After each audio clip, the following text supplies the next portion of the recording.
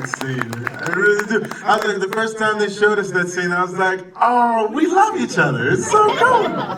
One of my favorites. Yeah. And Duke got theirs last night. I don't know if any of you watched that. Duke did. It came back for this. We could do 15 minutes on college basketball. If Yeah. It is the Final Four right now. Yeah, now it's the final. It was the hardest acting for me, acting like I didn't know anything he was talking about. I was like, yeah, I know that. I remember. It's the hardest acting for me to act like I knew anything about it. There you go. It's flipped. We flipped. There you go. We'll get into that relationship because there's a core part of the show. But starting off, this show was written by Dan Fogelman, a man you know rather well, Sterling. Evidently some This Is Us fans in the audience. Thank you. When he sends you this script, Yeah. do you think, bloody hell, this guy's done it again? And when I say done it again, you know what I mean. I do. No, because you're engaged in the script, and I got a chance to read the pilot for This Is Us and the pilot for Paradise. And each time you're like, oh, this is a cool little drama. I like this. Look at all these people. They're all 36 years old. And they're going to connect, I'm sure, somehow. But like, guys, it's like people being 36. And they're like, this is my family? I got white people in my family? And then you're reading Paradise and you're like, oh, this is cool. Somebody killed the president. Wonder how that happened. Who we gonna find who it is? Like, we living in a mountain? Like, it's all just sort of crazy, like how he gets you at the very end like that. Love it. I think We're Living in a Mountain should have been the tagline. Or the title. It could Or be the that. title. We living in a mountain. So tell us about Xavier Collins. So Secret Service agent. Yeah. He has this slightly unusual relationship with his protectee, played by James, President Cal Bradford. Mm-hmm. As we saw in that clip, he's sort of a bit... Does he like him? Who Not what? sure. Who what? Sometimes for good reasons. I as think we get into in that clip, he likes him very, very much. Because it's before... Does everybody watch the show? It's always such a weird thing to talk about because you don't want to give stuff away. But I think he blames him, and you guys can decide, because most people kind of side with Cal on this one, blames him for the fact that he's no longer with his wife, and that his wife didn't make it into the mountain with him, right? Then you get to episode 7, and most people are like, man, why are you hating on him? He tried everything he could. He's trying to save the world.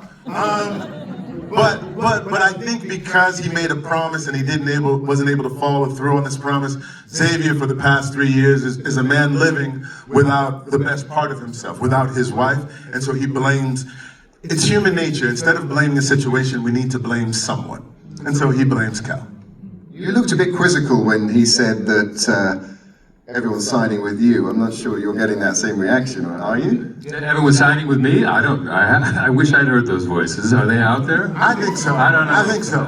I think most people have told me, there's like, man, this is a good dude who's doing everything in his power to try to make the right choice. But you're right. I did dance around it. I did play these games. You know, it's not so starkly black and white, which is what I liked about it.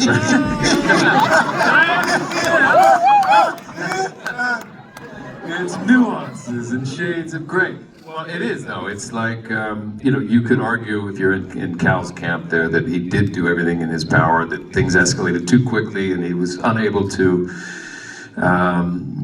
make right on that promise. But also I think that there was maybe a little bit of, a little selfishness there, a little carelessness, and maybe not getting it the attention that he should have, especially with somebody that he cares about a great deal and has earned so much respect for. But that's what makes the show beautiful, is that it isn't a clear cut, he's wrong, he's right. That's life. That's a mirror of life. And My wife blames me. My actual wife, when she sees me kiss my TV wife and say don't go, she's like, I'm gonna need more than a kiss. If the world is coming to an end, I need you to nug, pull your ear, do something other than kiss me and say don't go. She's like, hold me down. Yeah. Well then, how is that? That sounds nice. I mean, it's 19 years of marriage. That's how we get down. We hold it down. And Cal doesn't ever really seem like he wanted to be president. We find out in later episodes as to why he might have sort of got into politics. But he seems like a good dude who just wants to rock out rather than necessarily save the free world. Yeah, he is. I think that's woven into his DNA. That he is a fun-loving guy who wants to connect with people. And I think, but though I think part of that is yes, he's reluctantly in this position. He was shoehorned into this lifestyle and this line of work by his overbearing father, and I think that his exterior of being this sort of shoot from the hip, fun, let's go have a beer president is maybe a little bit of a coping mechanism for him to hide the fact that he didn't have the spine to stand up against his father and really fight for what he believed in and what he wanted to do. I think I imagine him going to sleep every night and having those thoughts circulate in his head about that regret. But I do think he's a good human being who, at his very best, tries to do the very best for people around him. And so if he's in this position of this, the President of the United States, he's going to make the best of it that he can with his, with his, however he's, what am I trying to say? He's not really, he's not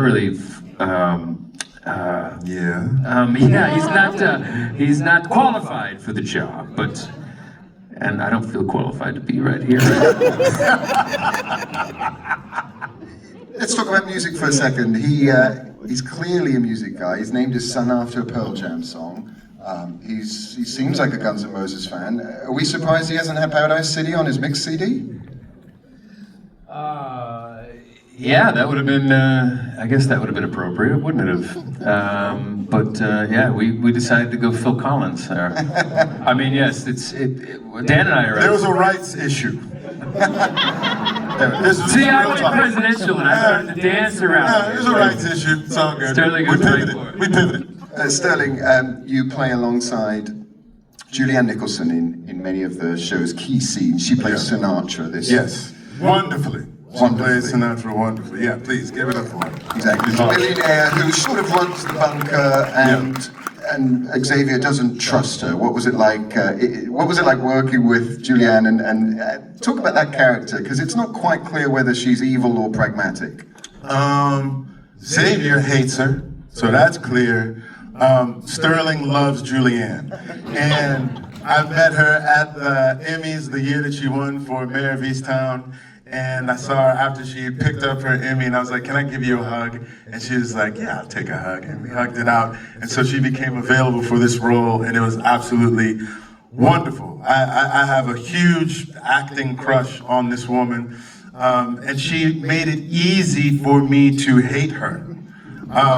Which is what you want from that villain, you know what I'm saying? Like even the audience would say, or people would tell me sometimes after episode 7, they're like, you should at least shot her in the knee or something. Like give her a little pew, pew, pew, pew. She deserved a little pew. And she gonna take your daughter, gonna dangle your wife in front of your face like that, give her a little pew, pew.